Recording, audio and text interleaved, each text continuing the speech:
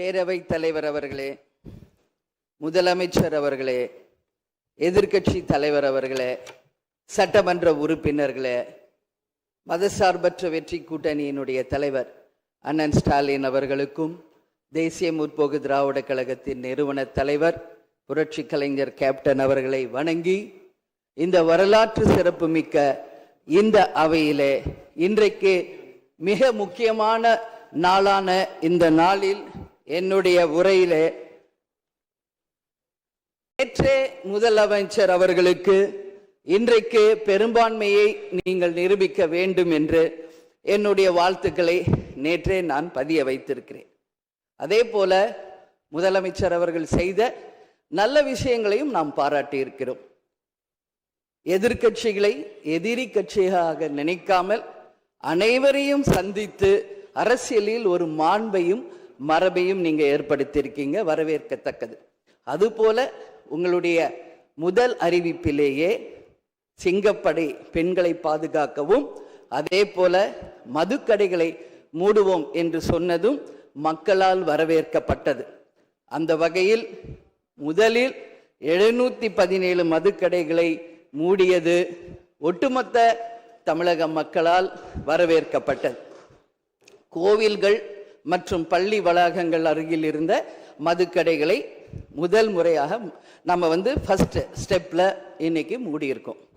அடுத்தது இன்றைக்கு மீனவர்களை பாதுகாக்க ஒரு அறிவிப்பு அரசாங்கத்தின் மூலம் வந்திருக்கிறது. அதையும் தேமுதிக வரவேற்கிறது. இது எல்லாம் இருப்பினும் முதல்வர் அவர்களே, நீங்கள் அன்றைக்கு பதவியேற்ற அன்றைக்கு சொன்னது உங்களுடைய ஆட்சி வெளிப்படையான ஆட்சியாக இருக்கும், மக்களுக்கும் தமிழ்நாட்டுக்கும் ஒரு முன்னுதாரணமான ஆட்சியாக இருக்கும் அப்படின்னு தான் நீங்க அன்னைக்கு சொன்னீங்க. அதுபோல அரசு குடும்பத்தில் இருந்து வந்தவன் அல்ல, ஒரு எளிமையான குடும்பத்தில் இருந்து வந்தவன் தான் என்பதை முதலமைச்சராக நீங்க பதவியேற்றதை அனைவருமே வரவேற்றோம், மக்களும் வரவேற்றனர். நாம் சொல்லும் செயலும் ஒன்றாக இருக்க வேண்டும் என்பதில் யாருக்கும் மாற்று கருத்து கிடையாது.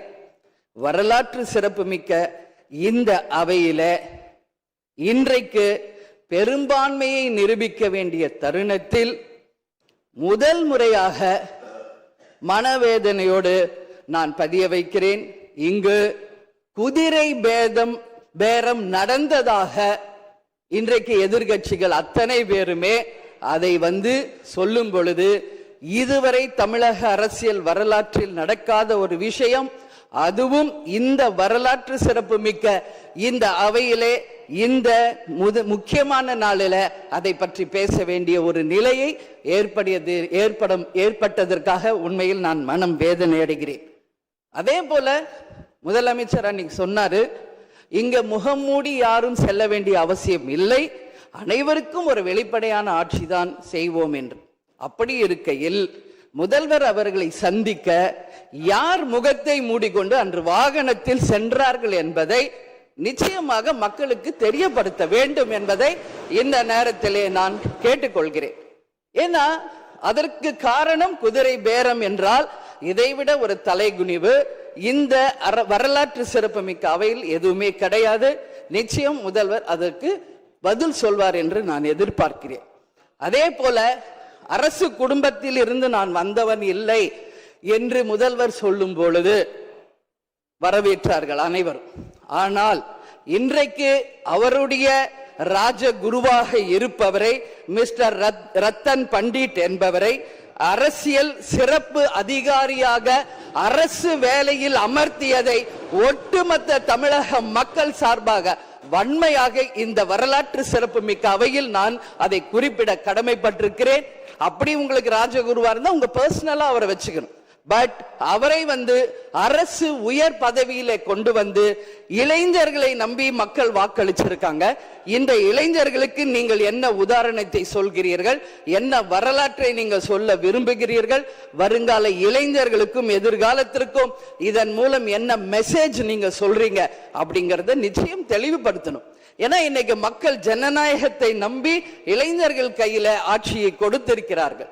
அப்போ வருங்காலம் இளைஞர்களும் வருங்காலத்திற்கும் இந்த அரசு ஒரு முன் உதாரணமா இருக்க வேண்டும் என்பதுதான் என்னுடைய ஒரு கோரிக்கை என்பதை இந்த நேரத்தில் நான் ஆணித்தரமாக பதிய வைக்கிறேன்.